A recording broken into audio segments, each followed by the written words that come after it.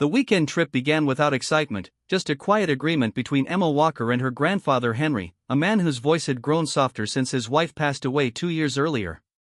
Emma picked him up early on a Friday morning, the city still half asleep, its tall buildings fading behind them as they drove north toward Vermont. Henry sat in the passenger seat, hands folded over his cane, looking out the window as if the road itself carried memories he did not name. Emma did not ask questions. She had learned that silence was sometimes kinder. Her own life felt paused anyway. At 29, she was tired in a way sleep did not fix. A long relationship had ended months ago, not with anger but with quiet disappointment, and that kind of ending stayed longer. The drive was smooth, the sky pale, and when they reached the lakeside town by noon, the hotel appeared almost suddenly, an old wooden building with white railings, tall windows, and a calm presence that made Emma slow her steps. Inside, the lobby smelled of fresh coffee and old books. A fire crackled softly, even though it wasn't cold. As Henry approached the front desk, something changed in him. His pace slowed. His shoulders stiffened. Emma noticed his fingers tighten around the cane, knuckles pale. The woman behind the desk looked up, ready with a practiced smile, but it faded as soon as her eyes met Henry's. For a brief moment, the room felt frozen, as if time itself had stopped breathing. "Henry," the woman said, her voice gentle, almost unsure. Emma felt a strange pull in her chest. Her grandfather looked older in that second, but also younger, like a man pulled suddenly into a memory he never planned to revisit. "Margaret," he replied, clearing his throat. There was no anger in his voice, only surprise and something unspoken. Emma stepped back, realizing she was standing inside a moment that didn't belong to her. Margaret's eyes softened, then steadied, as if she had learned long ago how to hide emotions without erasing them. She checked them in calmly, her hand steady despite the past clearly rising between them. Emma tried to act normal, but her heart beat faster. She had never heard Henry say that name before. As they took the room key and walked toward the elevator, Emma glanced back. Margaret was watching Henry walk away, her expression unreadable but heavy. Upstairs, the hallway was quiet, carpeted in deep blue, windows open to the lake below. Henry said nothing until they reached their room. He sat on the edge of the bed, breathing slowly, as if grounding himself. Emma waited, giving him space, but curiosity and concern mixed inside her. "Grandpa," she said gently, "do you know her?" Henry looked at her for a long moment, then nodded. "I did," he said. "A very long time ago." His voice carried weight, not sadness exactly, but unfinished thought. Emma unpacked silently, feeling that the trip had already shifted into something deeper than she expected. That evening, as the sun lowered over the lake, painting the water gold, Emma stood by the window and realized that this hotel was not just a place to sleep.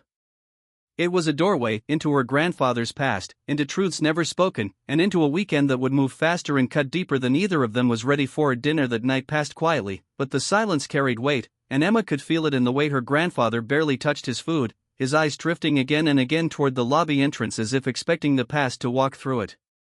Afterward, rain began to fall, light at first, then steady, tapping against the wide windows of the hotel like a slow heartbeat. Guests gathered near the fireplace, and Emma sat with a book she wasn't reading, watching Henry instead. He sat stiffly in an armchair, hands folded, his face calm but distant, like someone standing between two worlds. Margaret moved through the lobby with quiet grace, speaking to guests, answering questions, smiling politely, yet every time she passed Henry, her steps slowed just a little. Late in the evening, when the lobby thinned and the fire burned lower, Henry finally stood and walked outside toward the covered porch. Emma followed a few minutes later, keeping her distance. The air smelled of rain and pine, the lake dark and still. Margaret appeared from the side door, as if drawn by the same pull. They stood across from each other, not touching, not rushing, two people carefully opening a door that had been closed for decades. Their words were soft, carried away by the rain, but their expressions said enough. Surprise faded into recognition, and recognition into something tender and aching. After a while, Margaret returned inside, and Henry remained on the porch alone, staring at the water. Later, back in the room, Emma finally asked what she had been holding in all evening. Henry did not hesitate. He told her about a summer long ago, about being young and certain and afraid at the same time, about loving someone deeply but choosing a safer life because it felt responsible. Margaret had worked at the hotel back then too, full of plans and hope, wanting more from the world than one town could give. They had promised to write. They hadn't. Life had filled the space where love once lived. Emma listened without interrupting, realizing she had never heard her grandfather speak with such honesty. His voice didn't break, but his eyes did. He admitted he had wondered, every now and then, who he might have been if he had stayed. The confession settled heavily in the room, because Emma recognized the feeling too well. She had walked away from love once, telling herself it was the right choice, yet the ache still followed her. Needing air, she returned to the lobby, where the fire had nearly burned out. That was when she met Daniel Brooks, standing near the coffee station, looking just as unsure as she felt. Their conversation began simply, about the rain, about travel delays, about nothing important, yet it flowed easily. Daniel spoke with a calm honesty, mentioning he was a teacher visiting the area to clear his head after a hard year. Emma didn't share details, but she felt seen in a way she hadn't in months. Time moved quickly without them noticing, and when they finally said goodnight, Emma realized she was smiling for real. Back in her room, she lay awake, listening to the rain and thinking about the strange way the hotel seemed to pull hidden stories to the surface. Down the hall, Henry sat awake too, holding memories he had buried carefully for half a lifetime, now stirred and restless. And somewhere between old regrets and new connections, the night pressed forward, carrying all of them toward a morning that promised change. Whether they were ready for it or not, the next morning, the hotel felt different, as if the rain from the night before had washed away not just dust but old shadows, leaving the hallways brighter, yet charged with anticipation. Emma woke early, slipping quietly from her room to find Henry already outside, standing near the edge of the lake, hands clasped behind his back, gazing at the still water that reflected the soft morning light. She joined him silently, feeling the calm and the tension in the same breath, watching the mist curl over the surface like smoke from a memory. Margaret appeared slowly on the lakeside path, her presence unassuming but undeniable, and Henry's face changed the moment he saw her. They didn't rush. There were no grand gestures, only slow steps toward each other, measured words carried by the gentle wind, voices low and careful as though every syllable held the weight of decades. Emma stayed back, sensing that she was witnessing a chapter of a story too personal to interrupt, yet it drew her in irresistibly. Henry spoke first, softly, confessing a truth he had carried in silence, how he had loved Margaret in the only way he knew, how fear had guided decisions, and how regret had lingered like a shadow. Margaret's reply was tender, acknowledging the love they once shared, the choices that separated them, and the longing that never truly faded. Each sentence seemed to stitch old wounds with quiet understanding rather than pain. Emma's attention wandered briefly to Daniel, who had joined her by the hotel lobby, his presence steady and gentle, a contrast to the storm of emotions unfolding by the lake.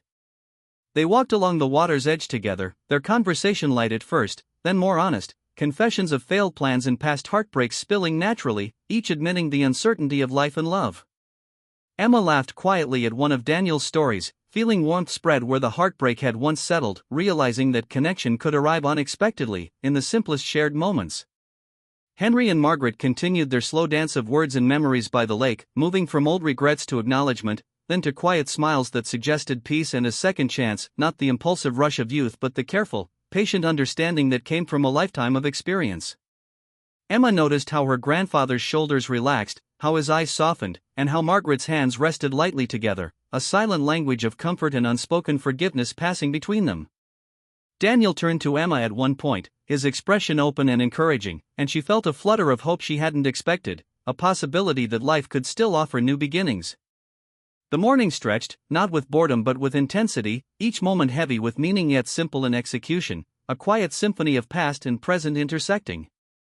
As lunch approached, Henry returned with Margaret to the hotel, their pace slower, steps measured, as if testing the waters of familiarity without rushing into them. Emma and Daniel lingered in the lobby, sharing coffee and soft smiles, each appreciating the tentative spark of something real forming in their hearts. By the time the afternoon sun broke through scattered clouds, the hotel no longer felt like a place to merely stay. It had transformed into a vessel carrying stories of longing, love, and second chances, bridging generations and healing old wounds in its quiet, unassuming way. Emma realized that she had not just witnessed a reunion of hearts but had begun her own journey of emotional renewal, inspired by the courage of the older generation and the gentle honesty of the present. The day moved fast, yet every second felt heavy with meaning, carrying them closer to choices that would define the rest of the weekend, weaving a tapestry of human emotion, gentle romance, and heartfelt connection that was more powerful than any hurried action could convey. And as evening approached, Emma knew the true test was coming: how the past, present, and potential future would collide, and whether hearts would choose truth over fear, love over hesitation, and hope over resignation. The final morning arrived with a quiet intensity. The hotel bathed in soft sunlight that made the wooden floors glow and the lake shimmer as if reflecting the possibilities of the day. Emma woke early, sensing that everything was about to change, her heart restless with anticipation, and she found Henry already on the porch, staring across the water with a calm determination she had never seen before. Margaret appeared moments later, her presence serene yet charged with emotion, and Henry invited her to walk slowly along the lakeside path, each step careful, deliberate, as if testing the waters of a connection paused for decades. Words flowed easily between them, not rushed, not rehearsed, truths spoken softly about love lost, choices made, and the courage it took to admit feelings after so many years.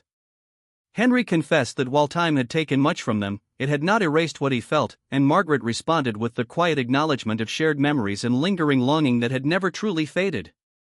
Emma watched from a distance, her chest tight with emotion, realizing she was witnessing the gentle reunion of two hearts that had waited far too long for honesty and courage.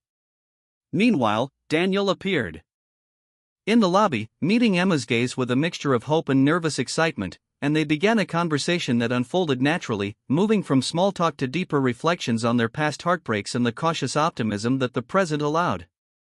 Emma felt warmth spreading in her chest, a sense of possibility she hadn't allowed herself to feel in years, and Daniel's quiet, steady presence gave her the courage to embrace it without fear.